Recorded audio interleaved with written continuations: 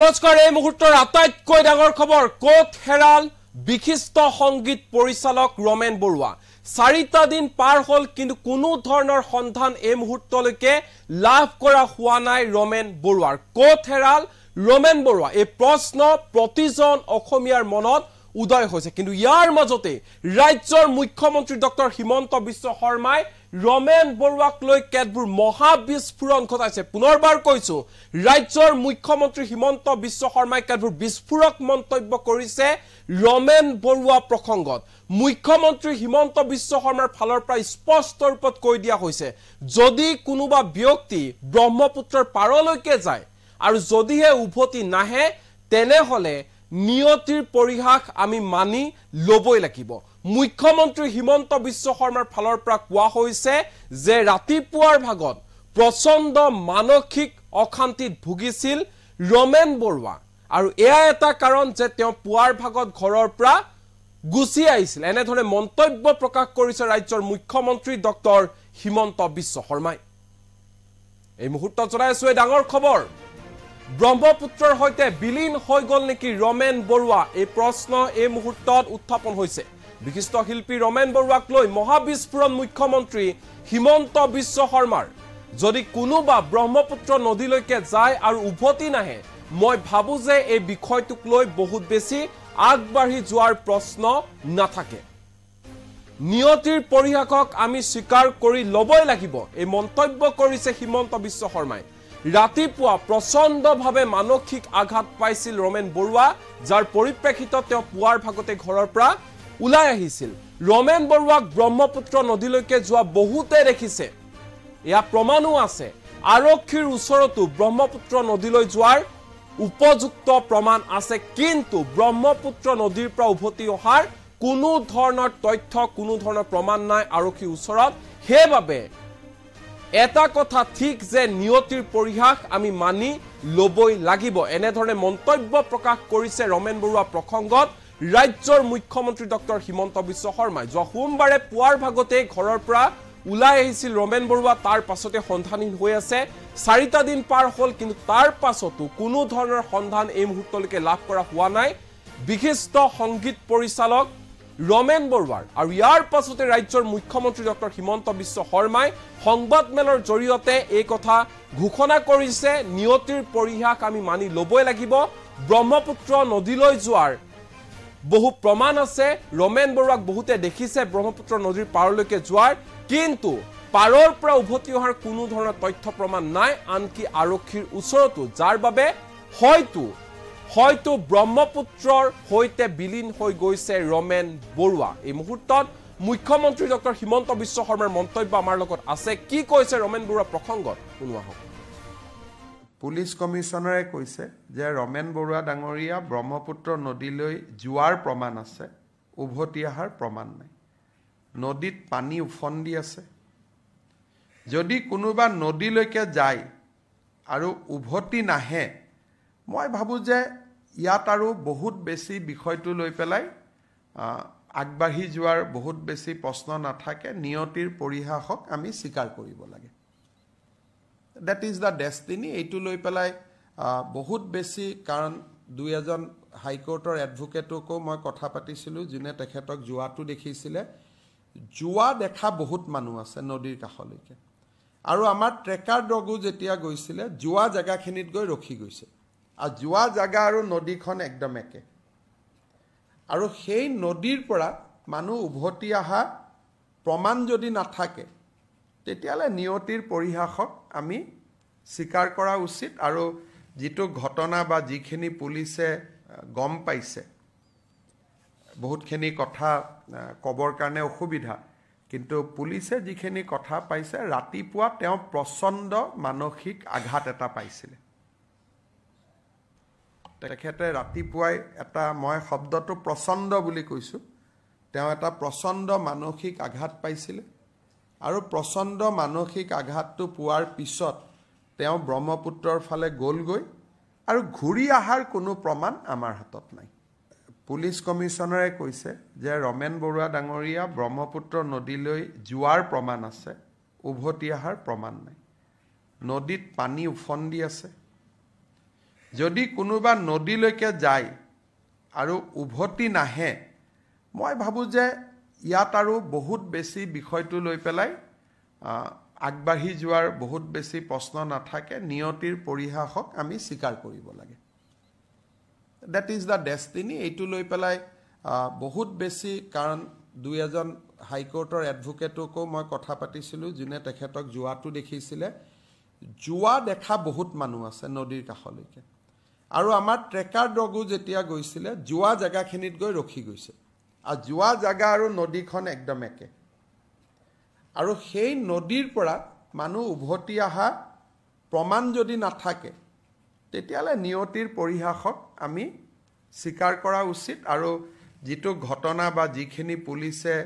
গম পাইছে বহুতখিনি কথা কবৰ কাৰণে অসুবিধা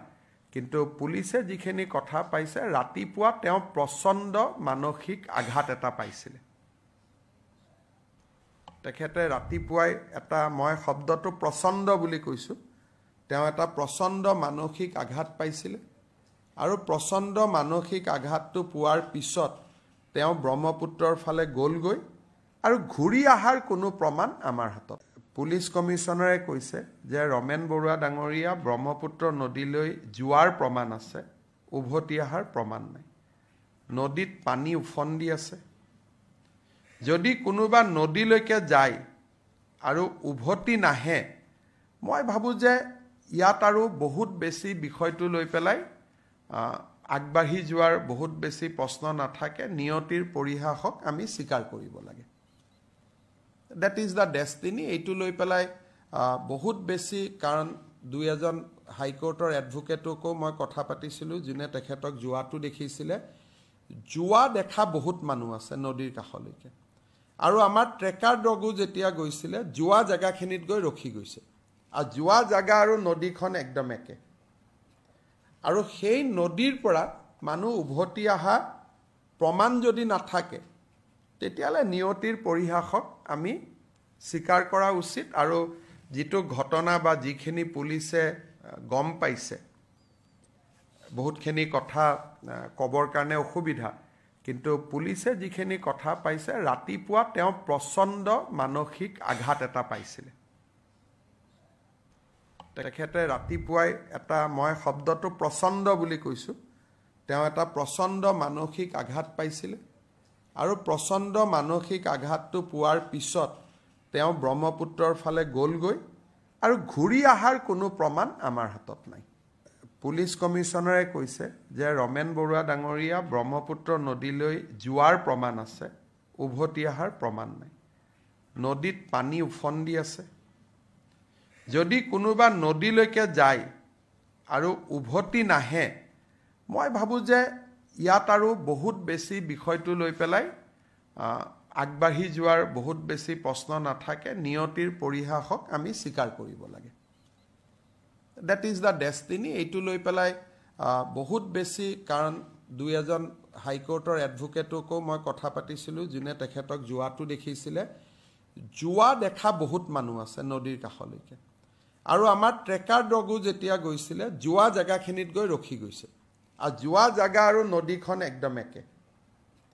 আৰু সেই নদীৰ পৰা মানুহ উভতি অহা প্ৰমাণ যদি নাথাকে তেতিয়ালে নিয়তিৰ পৰিহাসক আমি স্বীকাৰ কৰা উচিত আৰু যেটো ঘটনা বা যিখিনি পুলিচে গম পাইছে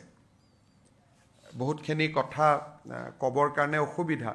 কিন্তু পুলিচে যিখিনি কথা পাইছে ৰাতিপুৱা তেওঁ প্ৰচণ্ড মানসিক আঘাত এটা পাইছিল তেখেতে ৰাতিপুৱাই এটা মই শব্দটো প্ৰচণ্ড বুলি কৈছোঁ তেওঁ এটা প্ৰচণ্ড মানসিক আঘাত পাইছিল আৰু প্ৰচণ্ড মানসিক আঘাতটো পোৱাৰ পিছত তেওঁ ব্ৰহ্মপুত্ৰৰ ফালে গ'লগৈ আৰু ঘূৰি অহাৰ কোনো প্ৰমাণ আমাৰ হাতত পুলিচ কমিশনাৰে কৈছে যে ৰমেন বৰুৱা ডাঙৰীয়া ব্ৰহ্মপুত্ৰ নদীলৈ যোৱাৰ প্ৰমাণ আছে উভতি অহাৰ প্ৰমাণ নাই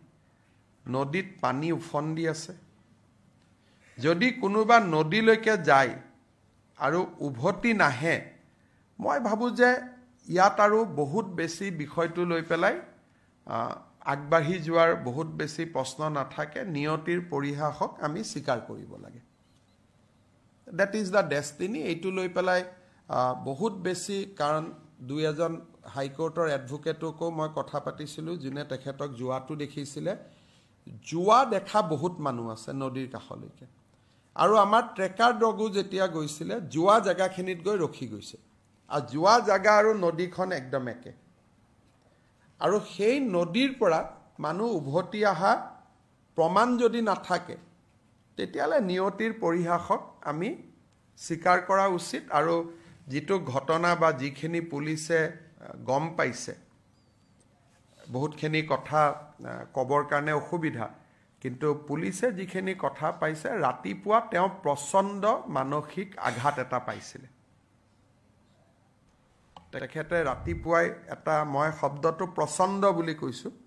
তেওঁ এটা প্ৰচণ্ড মানসিক আঘাত পাইছিল আৰু প্ৰচণ্ড মানসিক আঘাতটো পোৱাৰ পিছত তেওঁ ব্ৰহ্মপুত্ৰৰ ফালে গলগৈ আৰু ঘূৰি আহাৰ কোনো প্ৰমাণ আমাৰ হাতত নাই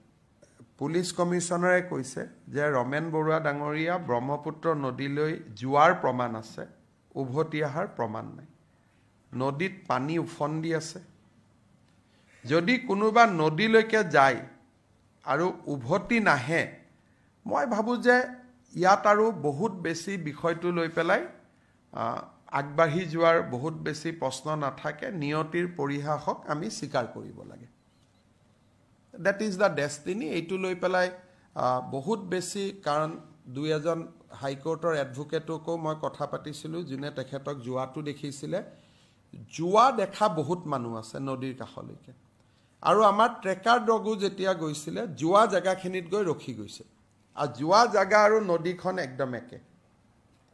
আৰু সেই নদীৰ পৰা মানুহ উভতি অহা প্ৰমাণ যদি নাথাকে তেতিয়ালে নিয়তিৰ পৰিহাসক আমি স্বীকাৰ কৰা উচিত আৰু যেটো ঘটনা বা যিখিনি পুলিচে গম পাইছে বহুতখিনি কথা কবৰ কাৰণে অসুবিধা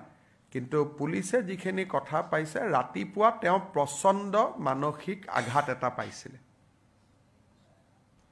তেখেতে ৰাতিপুৱাই এটা মই শব্দটো প্ৰচণ্ড বুলি কৈছো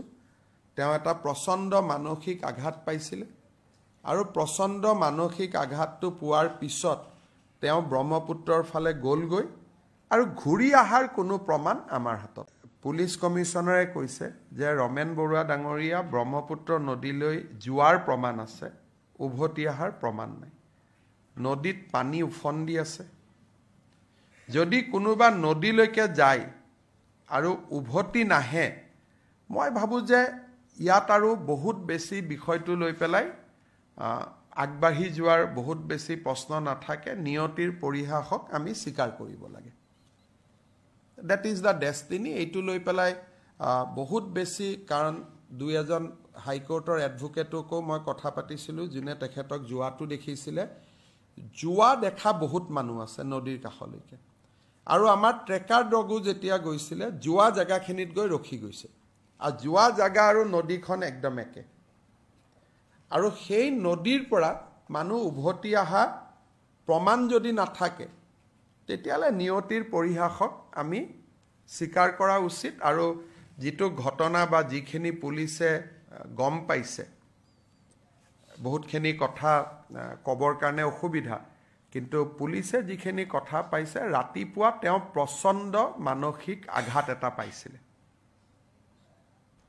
তেখেতে ৰাতিপুৱাই এটা মই শব্দটো প্ৰচণ্ড বুলি কৈছো তেওঁ এটা প্ৰচণ্ড মানসিক আঘাত পাইছিল আৰু প্ৰচণ্ড মানসিক আঘাতটো পোৱাৰ পিছত তেওঁ ব্ৰহ্মপুত্ৰৰ ফালে গলগৈ আৰু ঘূৰি আহাৰ কোনো প্ৰমাণ আমাৰ হাতত নাই পুলিচ কমিশনাৰে কৈছে যে ৰমেন বৰুৱা ডাঙৰীয়া ব্ৰহ্মপুত্ৰ নদীলৈ যোৱাৰ প্ৰমাণ আছে উভতি আহাৰ প্ৰমাণ নাই নদীত পানী উফন্দি আছে যদি কোনোবা নদীলৈকে যায় আৰু উভতি নাহে মই ভাবো যে ইয়াত আৰু বহুত বেছি বিষয়টো লৈ পেলাই আগবাঢ়ি যোৱাৰ বহুত